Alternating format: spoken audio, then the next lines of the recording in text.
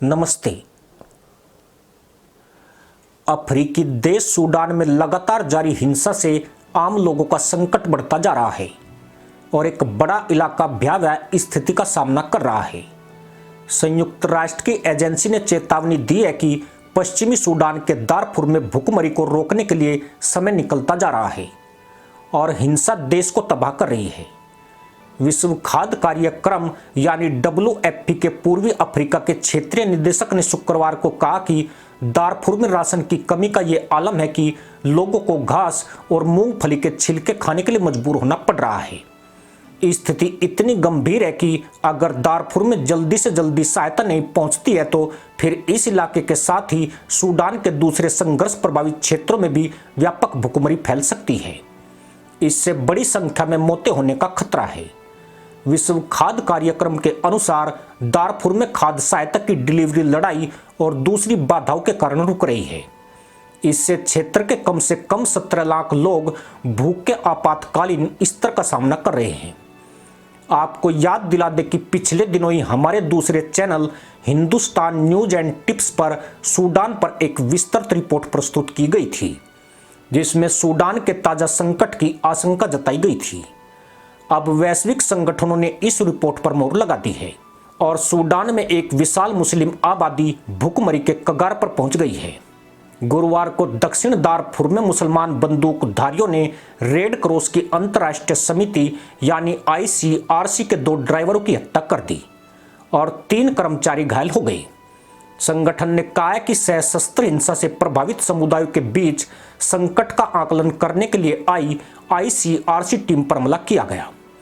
हिंसा में यह ताजा उछाल ऐसे समय आया है जब RSF ने उत्तरी दारफुर की राजधानी एल फैसर को घेर लिया है। मुस्लिम देश सूडान बीते साल से गृह युद्ध की वजह से हिंसा की चपेट में है।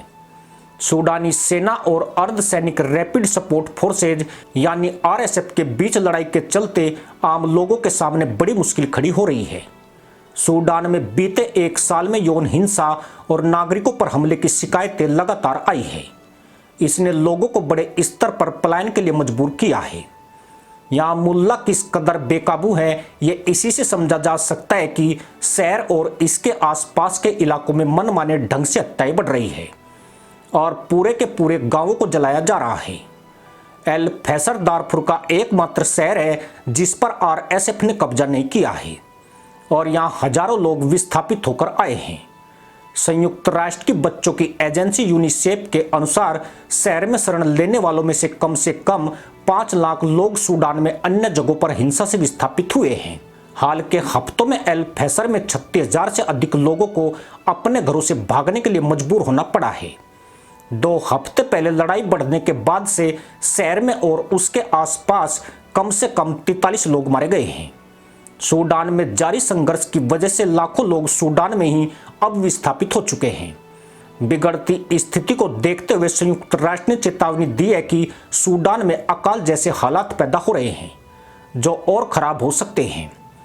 अल फैसर में हथियारबंद गुटों द्वारा घेराबंदी किए जाने और आवाजाही पर पाबंदी लगाने से परिवारों के लिए वहां से बाहर निकल पाना मुश्किल हो गया है।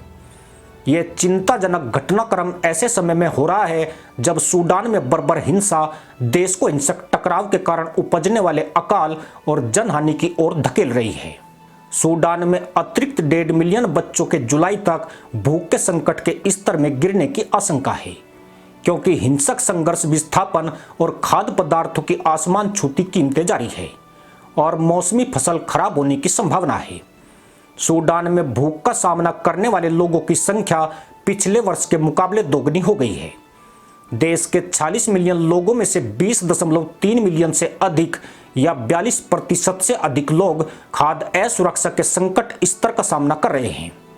2012 में देश के लिए भूख डेटा सूचीबद्ध करना शुरू करने के बाद से यह संख्या सूडान में भूखे रहने वाले लोगों की सबसे अधिक संख्या है। बाजारों, दुकानों, बैंकों, घरों और सार्वजनिक भवनों की व्यापक लूटपाट के कारण आवश्यक आपूर्ति की कमी बढ़ गई है, जिससे खाद्य सुरक्षा और कुपोषण की समस्या बढ़ गई है। पर बड़ा सवाल यही है कि इस्लाम के नाम पर तहमत उछालने वाले मुस्लिम देश इस वक्त कहां हैं? क्या इन देशों को सूडान की ये स्थिति दिखाई नहीं दे रही है?